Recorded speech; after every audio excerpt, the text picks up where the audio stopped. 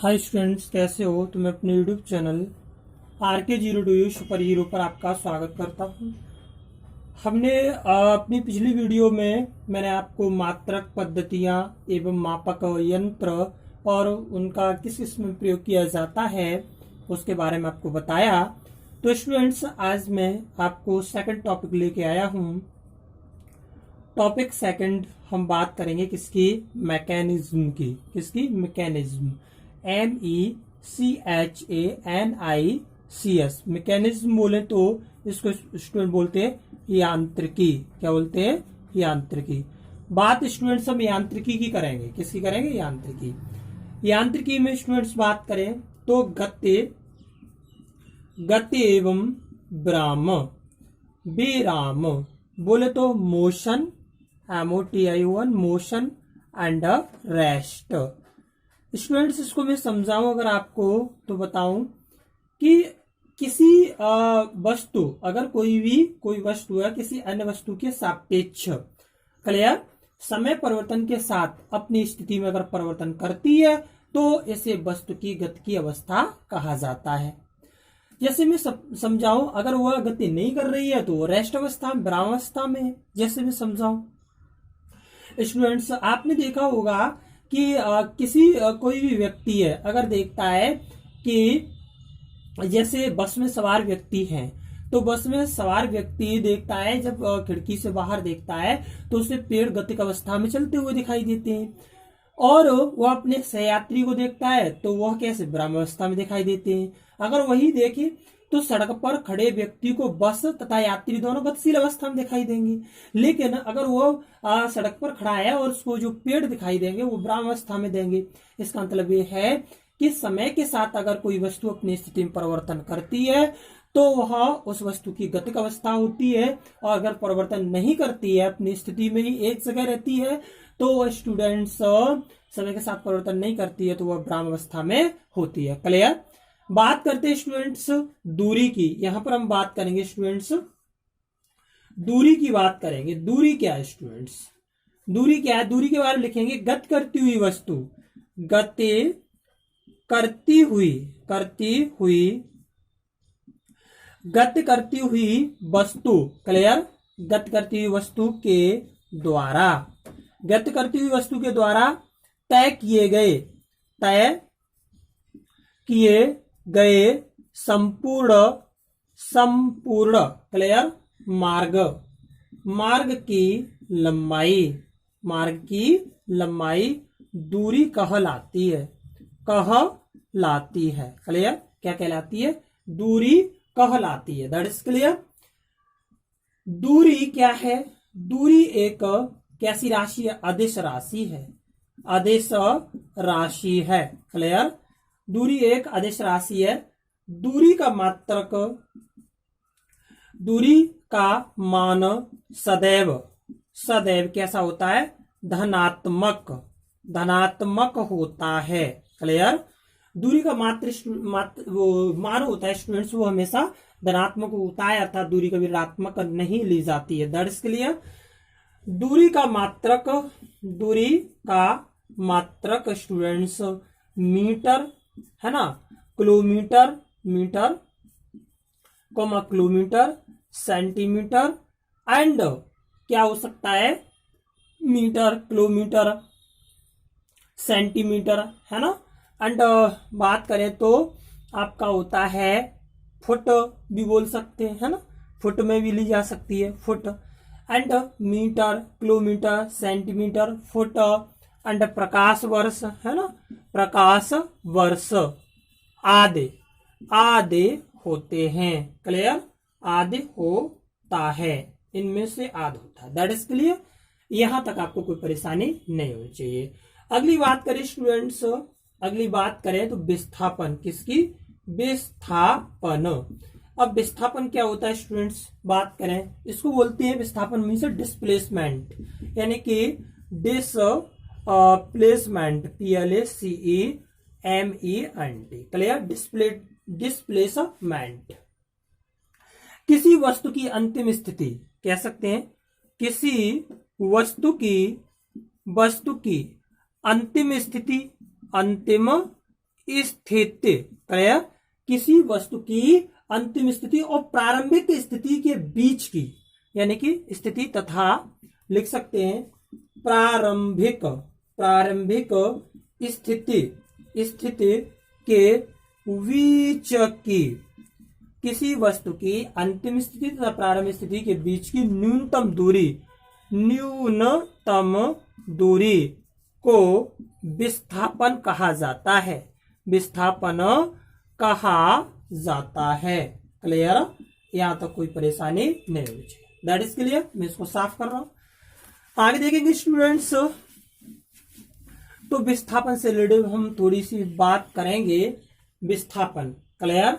अब विस्थापन सदिश राशि है। नोट पॉइंट लिखेंगे। नोट पॉइंट क्या लिखेंगे? नोट पॉइंट में पॉइंट यानी कि विस्थापन एक सदिश राशि है। क्लियर, विस्थापन क्या स्टूडेंट्स? एक सदिश राशि है। That is clear. अगला पॉइंट नंबर 2 नोट करें विस्थापन से रिलेटेड। तो स्टूडेंट्स हम कह सकते हैं विस्थापन का मान धनात्मक, ऋणात्मक, शून्य भी हो सकता है। लिखेंगे विस्थापन का मान क्या? मान धनात्मक, ऋणात्मक एवं शून्य भी हो सकता है। यहां तक आपको कोई परेशानी नहीं होनी चाहिए। That is clear students. आगे बात करेंगे चाल की। किसकी बात करेंगे? चाल होता है SPEED, स्पीड बोले तो चाल। क्लियर, किसी वस्तु द्वारा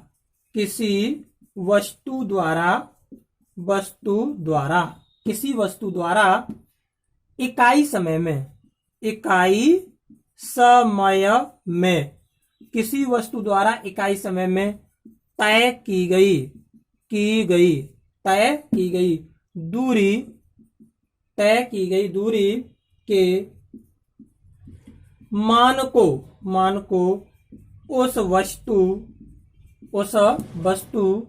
की चाल कहते हैं। क्लियर, किसी वस्तु द्वारा इकाई समय में तय की गई दूरी के मान को उस वस्तु की क्या कहते हैं? चाल कहते हैं। पॉइंट लिखेंगे चाल। स्टूडेंट नोट पॉइंट लिखें। चाल कैसी है? अदिश राशि है। क्लियर, चाल क्या है? एक अदिश राशि है। That is clear students. बात करें चाल का SI मात्रक क्या होता है स्टूडेंट्स? मीटर प्रति सेकंड होता है। क्लियर, मीटर प्रति सेकंड होता है। चाल की विमा की बात करें स्टूडेंट्स तो क्या होती है स्टूडेंट्स? LT-1 होती है। यहां तक कोई परेशानी नहीं होगी। That is clear. अगली मैं इसको साफ कर रहा हूं स्टूडेंट्स। आगे देखेंगे। आगे बात करते हैं स्टूडेंट्स तो देखेंगे क्या? वेग क्या है? वेग बोले तो स्टूडेंट्स आपका होता है वेलोसिटी, VELOCITY, वेलोसिटी। क्लियर, वेग वो लिखेंगे इकाई समय में किसी वस्तु द्वारा इकाई समय में किसी वस्तु द्वारा तय किया गया विस्थापन। इकाई समय में किसी वस्तु द्वारा तय किया गया विस्थापन उस वस्तु का वेग कहलाता है। उस वस्तु को क्या कहलाता है? वेग कहलाता है। नोट पॉइंट लिखेंगे। Note POINT point. Note point student बात करेंगे। वेग एक सदिश राशि है। वेग क्या है? वेग एक सदिश राशि है। क्लियर, वेग एक स्टूडेंट सदिश राशि है। क्या है? सदिश राशि। क्लियर, वेग बराबर क्या होता है? वेग बराबर होता है विस्थापन बटा समयांतराल। क्लियर, बोले तो V = S/T। क्लियर, या तो कोई परेशानी नहीं होनी चाहिए। वेग का एसआई मात्रक, वेग का एसआई मात्रक मीटर प्रति सेकंड होता है। क्लियर? वेग का एसआई मात्रक क्या होता है? मीटर प्रति सेकंड होता है। वेग की अगर विमा की बात करें, विमा, तो स्टूडेंट्स क्या होती है? एल टी माइनस वन, यानी मीटर एल हो गया और टी सेकंड ऊपर जाएगा तो इनवर्स वन हो जाएगी, वन पावर आ जाएगी। होती है, होती है। क्लियर? या तो कोई परेशानी नहीं होनी चाहिए। That is clear. मैं इसको साफ कर रहा हूं स्टूडेंट्स। आगे बात करेंगे, चलें, हमने वेग के बारे में आपको बताया, ठीक है। अब बात करेंगे स्टूडेंट्स त्वरण। क्या बात करेंगे? त्वरण की। अगला पॉइंट है हमारा, वो है त्वरण। त्वरण क्या है स्टूडेंट्स? त्वरण, त्वरण बोले तो एक्सेलरेशंस, यानी ACCELERATION, एक्सेलरेशंस यानी कि त्वरण। क्लियर? स्टूडेंट्स यहाँ पे हम त्वरण की बात करें। किसकी बात कर रहे हैं? त्वरण की। त्वरण क्या है? ये किसी वस्तु का वेग समय के साथ परिवर्तित होता है तो उस वस्तु के वेग परिवर्तन की दर त्वरण कहलाती है। दैट इज, लिखेंगे किसी वस्तु क्लियर के वेग में, किसी वस्तु के वेग में समय के साथ, किसी वस्तु के वेग में समय के साथ, किसी वस्तु के वेग में समय के साथ वेग परिवर्तन, वेग परिवर्तन की दर क्या कहलाती है? त्वरण। त्वरण कहलाती है, कहलाती। That is clear. क्या कहलाती है? त्वरण कहलाती है। यानी कि त्वरण क्या होता है? त्वरण इक्वल टू होता है वेग परिवर्तन बटा क्या? समयांतराल, समयांतराल। क्लियर? समयांतराल, वेग परिवर्तन बटे समयांतराल, अर्थात बोल सकते हैं A equal to V minus U बटा small T. Clear? B minus U बटा स्मॉल टी, वेयर बात करें ए इक्वल टू क्या है? त्वरण। That is clear. And V equal to students क्या है यहाँ पर? अंतिम वेग, अंतिम वेग। Clear? And U equal to प्रारंभिक वेग, प्रारंभिक वेग। क्लियर? एंड स्टूडेंट्स बात करें टी इक्वल टू समयांतराल, समयांतराल। क्लियर? यहां तो कोई परेशानी नहीं होनी चाहिए। आगे देखेंगे स्टूडेंट्स, अगर त्वरण की ही बात करें तो लिखेंगे त्वरण एक सदिश राशि है। कैसी है? सदिश राशि है। क्लियर? त्वरण क्या है? त्वरण एक सदिश राशि है। इसका एसआई मात्रक, इसका एसआई मात्रक क्या होता है? कोई बताए? मीटर पर सेकंड स्क्वायर, मीटर प्रति सेकंड स्क्वायर होता है। क्लियर? अब बात करें विमीय सूत्र, विमीय सूत्र तो क्या हो जाएगा? LT minus two, LT minus two. Clear? इसका विमीय सूत्र LT माइनस टू होता है, होता है। या तो कोई परेशानी नहीं होनी चाहिए। That is clear. अगर हम बात करें स्टूडेंट से, तो कोई वस्तु एक नियत त्वरण से एक सरलरेखा में गति कर रही है तो गति की विभिन्न जो है समीकरण बनते हैं, और वो क्या बनते हैं? यदि कोई वस्तु एक नियत त्वरण से एक सरल रेखा में गति कर रही है, नोट पॉइंट लिखें, नोट, यदि कोई वस्तु एक नियत वेग से, नियत त्वरण से, त्वरण से एक समान, एक समान, क्लियर?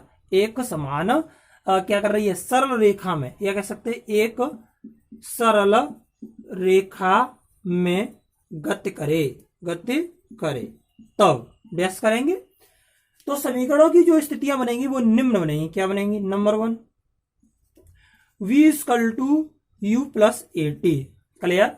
और दूसरा बनेगा आपका इक्वेशन, वो होता है S बराबर UT, S बराबर UT plus half AT square. Clear? एक आपका होता है थर्ड, v स्क्वायर बराबर you square plus 2AS। Clear? तो यहाँ पे स्टूडेंट्स u प्रारंभिक वेग है और v अंतिम वेग है। ये s यहाँ पर जो है विस्थापन है अथवा दूरी है, और स्टूडेंट टी लगा समय होता है और ए त्वरण होता है। That is clear students. आगे मैं इसको साफ कर रहा हूं, आगे बढ़ते हैं। तो देखेंगे स्टूडेंट्स, थोड़ा आगे हम इसमें बढ़ते हैं। देखिए स्टूडेंट्स, आगे बात करते हैं। अब आगे बात करेंगे हम किसकी, वृत्तीय गति की। वृत्तीय गति, अब वृत्तीय गति बोले तो सर्कुलर मोशन, क्लियर।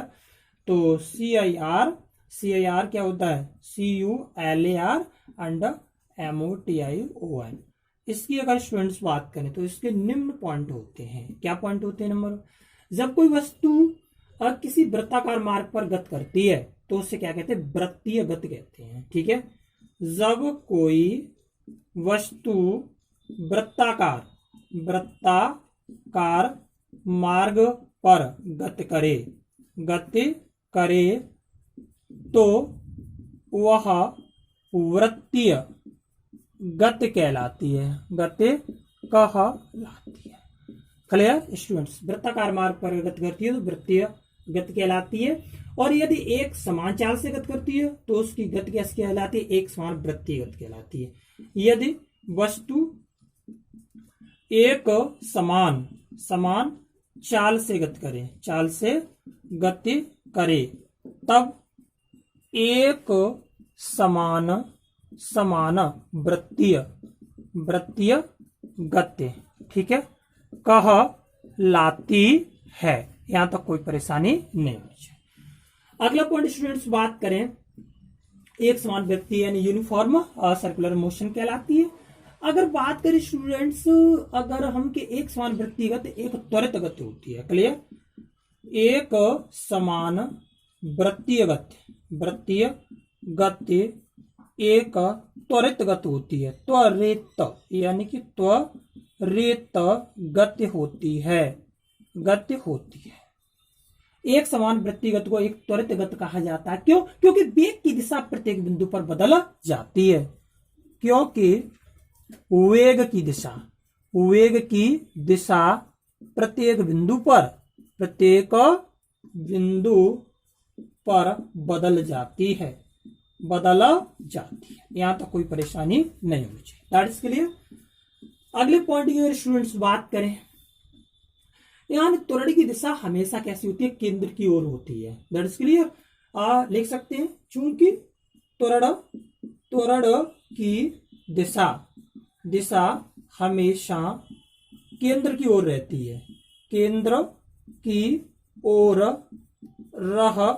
है, यानी कि ये हमेशा जो दिशा होती है, त्वरण की दिशा हमेशा केंद्र की ओर रहती है। That is clear. जब त्वरण की दिशा हमेशा केंद्र की ओर होगी तो इसे अभिकेंद्र त्वरण भी कह सकते हैं। क्या कह सकते हैं? तो होती है, अतः इसे अभिकेंद्र त्वरण भी कहा जा सकता है। स्टूडेंट्स, अभी मैं थ्योरी आपको समझा रहा हूं, उसके बाद इस पर मैं मल्टीपल चॉइस बनाऊंगा और आपसे क्वेश्चन उसको पुट अप करूंगा, आप बताएंगे। That is clear students. अगली बात करें स्टूडेंट्स, एक समान जो सरल रेखीय गति होती है उसमें कोई त्वरण नहीं होता है। मोस्ट इंपोर्टेंट है, नोट लिखें। एक समान सरल रेखीय गति एक समान सरल रेखीय गति की अगर बात करें में कोई त्वरण नहीं होता है। एक समान सरल रेखीय गति में कोई त्वरण नहीं होता है। एक समान सरल रेखीय गति में कोई त्वरण नहीं होता है, जबकि एक समान वृत्तीय गति में सदैव एक त्वरण कार्य करता है। या लिख दें, जबकि एक समान वृत्तीय गति में हमेशा त्वरण कार्य करता है। That is clear. यहां तक आपको कोई परेशानी नहीं होनी चाहिए। मैं इसको साफ कर रहा हूं स्टूडेंट्स। तो वृत्तीय गति से संबंधित मैंने आपको पॉइंट बताए, इनसे रिलेटेड अगर कोई क्वेश्चन आता है तो आप इन बिंदुओं को पढ़कर उसको कर सकते हैं। That is clear. आगे चले स्टूडेंट्स, आगे बात करते हैं हम। अब हमारा आएगा क्या, कोणीय विस्थापन के बारे में पढ़ेंगे। कोणीय विस्थापन पन, ये कोणीय विस्थापन क्या होता है स्टूडेंट्स? यानी कि एंगुलर, ANGULAR, एंगुलर, और क्या होता है displacement, placement, displacement. Angular displacement की स्टूडेंट्स अगर बात हम करें तो कोणीय विस्थापन होता क्या है? यानी वृत्तीय गति के अधीन कोई वस्तु अपनी प्रारंभिक स्थिति के सापेक्ष जितने कोण घूम जाती है स्टूडेंट, उससे कोणीय विस्थापन कहा जाता है।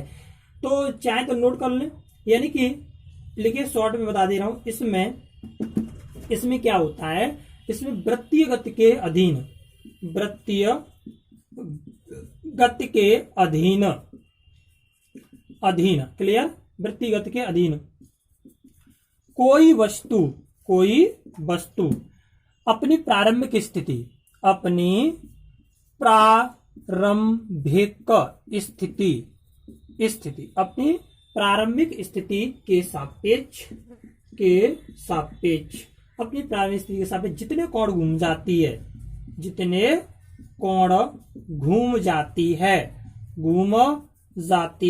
क्लियर, जितने कोण घूम जाती है उसे कोणीय विस्थापन कहते हैं। उसे क्या कहते हैं? कोणीय विस्थापन कहा जाता है, क्लियर, इसको कोणीय विस्थापन कहा जाता है। अब कोणीय विस्थापन है क्या? यह एक क्या है? सदिश राशि है। यह एक सदिश राशि है, क्लियर। कोणीय विस्थापन क्या स्टूडेंट? एक सदिश राशि है। कोणीय विस्थापन का मात्रक रेडियन होता है, ठीक है, इसका मात्रक रेडियन होता है, क्लियर, इसका मात्रक क्या होता है? रेडियन होता है, दैट इज क्लियर। कोणीय विस्थापन की विमा अगर बात करें तो इसकी विमा जो होती है स्टूडेंट्स, वो क्या होती है? तो कोणीय विस्थापन की विमा M0L0T0 होती है, M0L0T0 होती है, क्लियर, होती है। यहां तो कोई परेशानी नहीं होनी चाहिए। आगे बात करें स्टूडेंट्स, इसे द्रव्यमान, लंबाई एवं समय के पदों में व्यक्त नहीं किया जा सकता है, लेकिन इसे द्रव्यमान, लंबाई, समय के पदों में व्यक्त नहीं किया जा सकता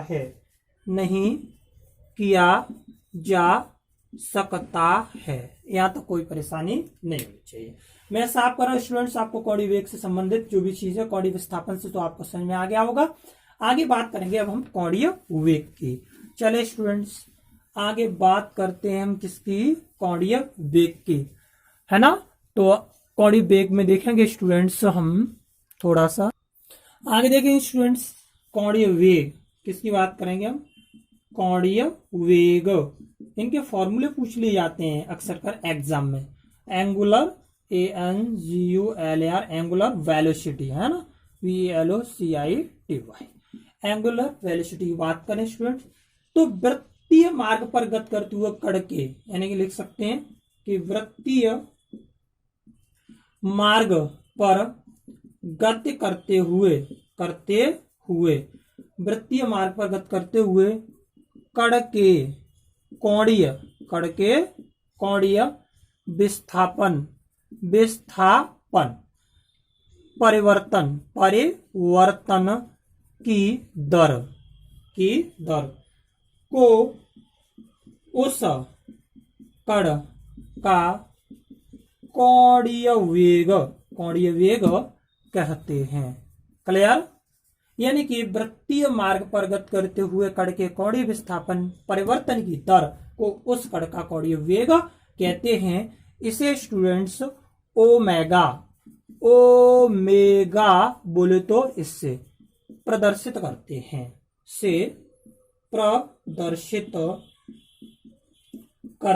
हैं, क्लियर, इसे ओमेगा से प्रदर्शित करते हैं। यहां तक आपको कोई परेशानी नहीं होनी चाहिए।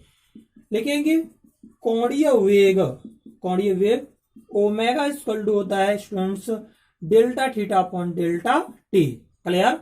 यानी कि डेल्टा थीटा की बात करें तो कोणीय विस्थापन होता है, अंडर डेल्टा टी की स्टूडेंट्स अगर हम बात करें तो यहाँ पे होता है लगा समय, लगा समय। आपको कोई परेशानी नहीं होनी चाहिए। यानी कोणीय वेग ओमेगा इक्वल टू होता है delta theta upon delta T, अर्थात डेल्टा थीटा होता है कोणीय विस्थापन और डेल्टा टी होता है लगा समय। कोणीय वेग एक सदिश राशि है। नोट पॉइंट लिखें, नोट पॉइंट में लिखें कोणीय वेग, कोणीय वेग एक सदिश राशि है। क्लियर? कोणीय वेग एक सदिश राशि है, ये आप माइंड में रख लीजिए। That is clear students. कोणीय वेग का मात्रक रेडियन पर सेकंड होता है। मात्रक की बात करें, इसका मात्रक रेडियन और प्रति सेकंड होता है। इसका मात्रक रेडियन प्रति सेकंड होता है और इसकी विमा टी इनवर्स होती है। और विमा की बात करें, विमा टी इनवर्स होती है। क्लियर? यहां तक आपको कोई परेशानी नहीं होनी चाहिए। आगे मैं साफ कर रहा हूं स्टूडेंट्स, कोणीय वेग से रिलेटेड बात मैं आपको बताऊंगा, तो थोड़ा सा इसको देखें। आगे कोणीय वेग की अगर बात करें स्टूडेंट्स तो देखेंगे कोणीय वेग अगर कण पूरे चक्कर में 2 पाई रेडियन यानी 360 से घूम जाए तो एक पूर्ण चक्कर में लगा समय परिक्रमा काल अर्थात टी कहलाता है। वही यदि स्टूडेंट्स कण द्वारा 1 सेकंड में लगाए गए चक्रों की संख्या वहां की आवृत्ति कहलाती है। That's clear. तो कोणीय वेग का आवृत्ति में संबंध क्या होता है? तो पहले तो मैं आपको बता दूं, औसत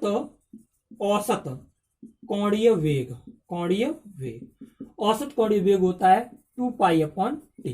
क्लियर?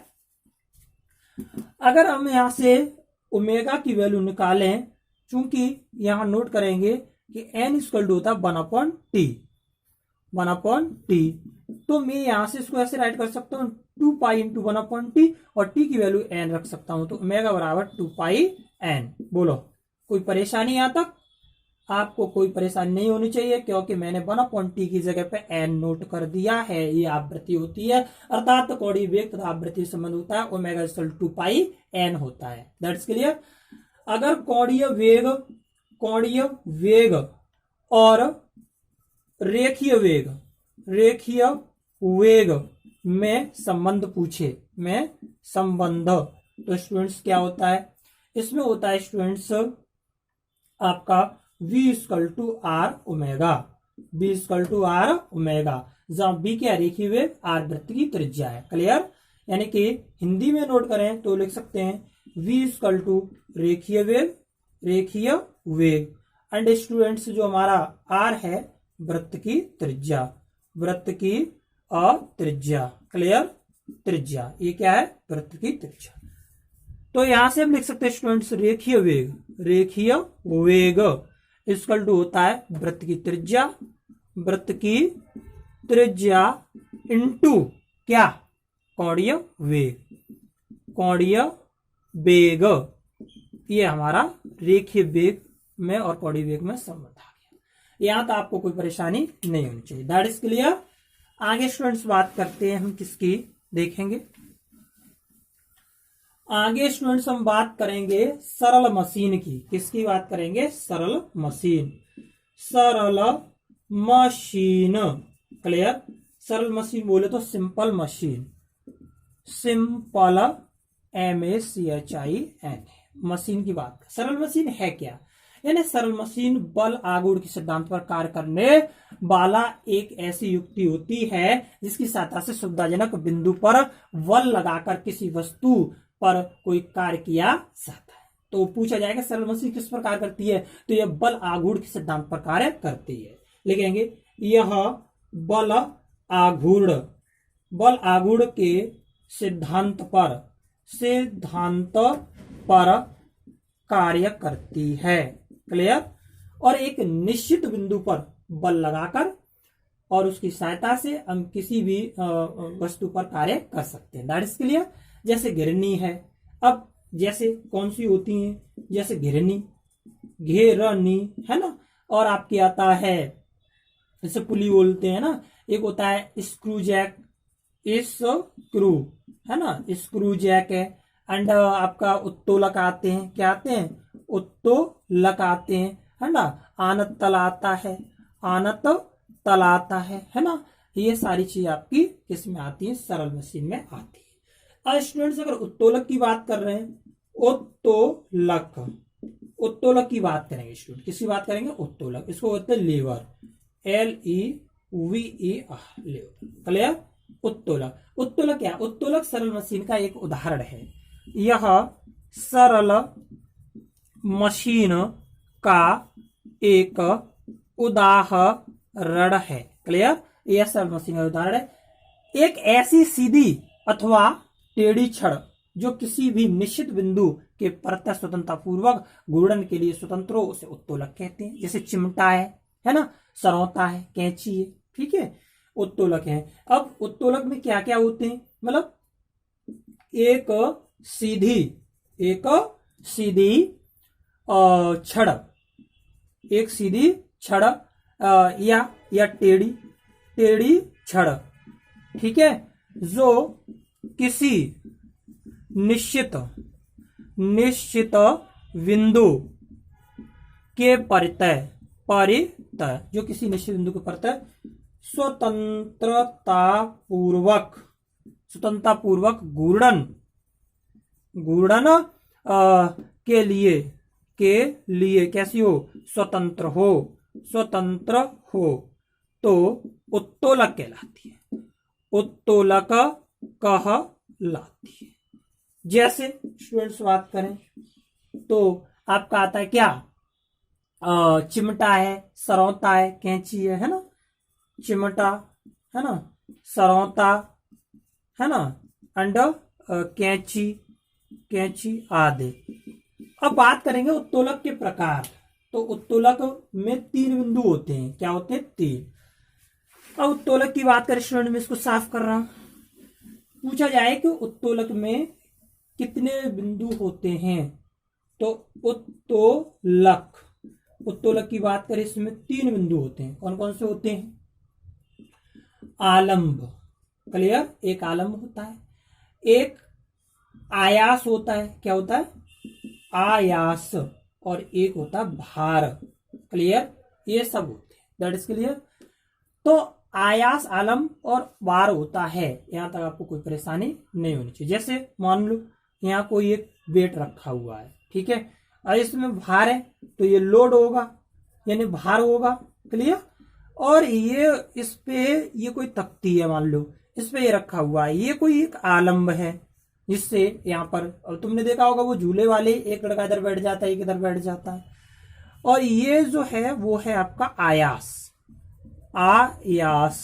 इसको, और ये आपका हो गया आलंब, आलंब यानी कि F, क्लियर। तो इस तरह से ये बनता। उत्तोलक के प्रकार पूछे जाते हैं, प्रथम श्रेणी के उत्तोलक, द्वितीय श्रेणी के और तृतीय श्रेणी के उत्तोलकों के बारे में बात की जाती है, दैट्स क्लियर स्टूडेंट। तो आज के लिए इतना ही स्टूडेंट्स, बात करते हैं हम तो आगे अगली अपनी वीडियो में आपको उत्तोलक के बारे में बताऊंगा। गर्मी बहुत भारी पड़ रही है, तो प्लीज लाइक शेयर कमेंट जरूर करें, और मैं आपसे जुड़ा रहूंगा और ज्यादा से ज्यादा मेहनत करूंगा। तो thank you class, best of luck. ज्यादा ज्यादा शेयर करें, लाइक करें, सब्सक्राइब करें। आपका दिन मंगलमय हो। Thank you class, best of luck.